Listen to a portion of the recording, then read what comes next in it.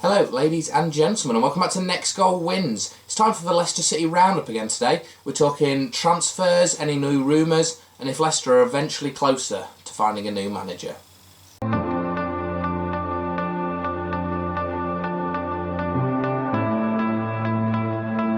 So yeah, let's start with a big talking story then, shall we? Martin O'Neill, the legend, the messiah, the god, who every Leicester City fan loves for what he did at his time at the club, looks like he could be on his way back to Leicester. You know, he was a 10-1 on this morning, Friday morning as I'm recording this, and then suddenly by the end of the day he's odds-on favourite. Everyone reporting that he's the man that the owners want as the next manager. Now, I think it's good for Leicester. I mean, O'Neill's safe. I know people saying he's backwards football, and people saying he could ruin a reputation, but Pearson, we went back to him and he didn't ruin his reputation of the playoffs and the first promotion when he came the second time.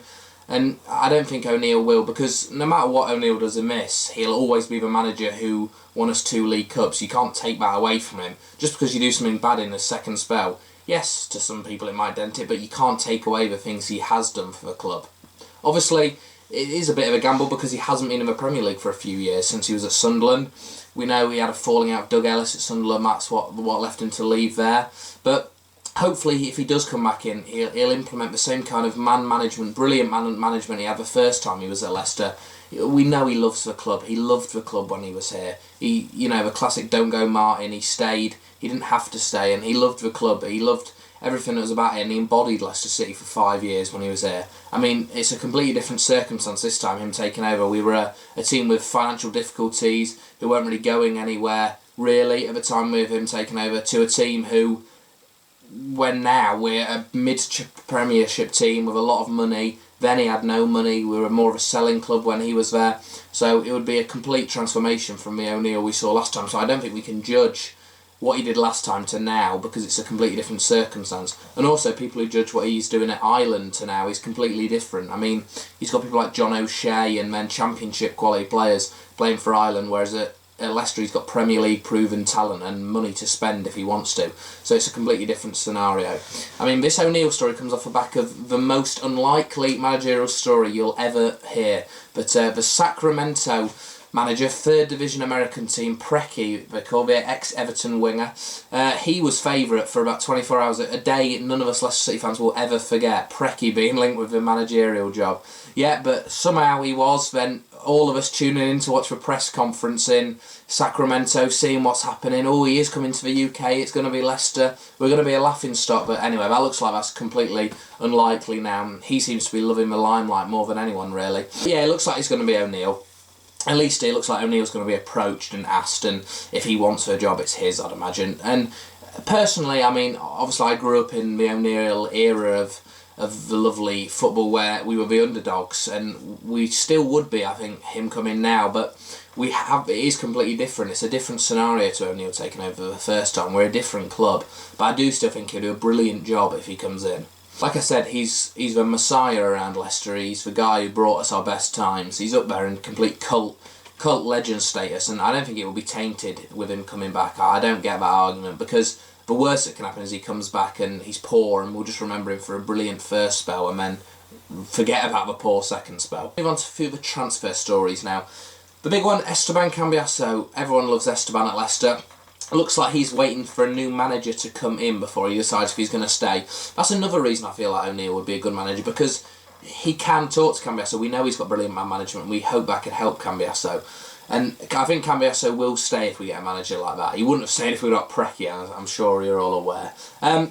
Next up, Bakary Sakho from Wolves. He's going to be joining a team. Bursaspor still linked, but Leicester apparently leading the way for him. Sakho's not someone I think we really need. Yes, he's good at championship level, but can he put that into Premier League quality? I watched a few of Wolves games last season when they were on TV, and he looked good.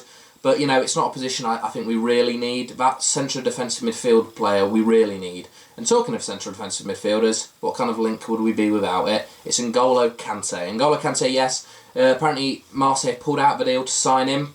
A player we all know Leicester have had a bid accepted for, 7.8 million, apparently. So, I want Kante. I've said before in one of my videos, I think he's a talent. He's that small, defensive midfielder. A bit like Marco Verratti, really, but he can fast burst out and is range of passing is brilliant. So a player we really need, I think, Kante. So hopefully that deal can get wrapped up after this manager gets wrapped up in a few days. We haven't really got many other transfer news. I mean, it's hard to have transfer news when there's nothing really happening at your club with a manager. I mean, we need to get the manager in first. Everyone knows that before we bid for players. Charlie Austin, it looks like we're not going to be making another bid for him. Stephen Nzonzi, he's gone to Sevilla. I'm not sure if that bid from us was ever a cement bid. I think it was more of a bid Stoke asked us to say we bid to help with the Hoof deal and help get kind of a fee that Nzonzi was happy with.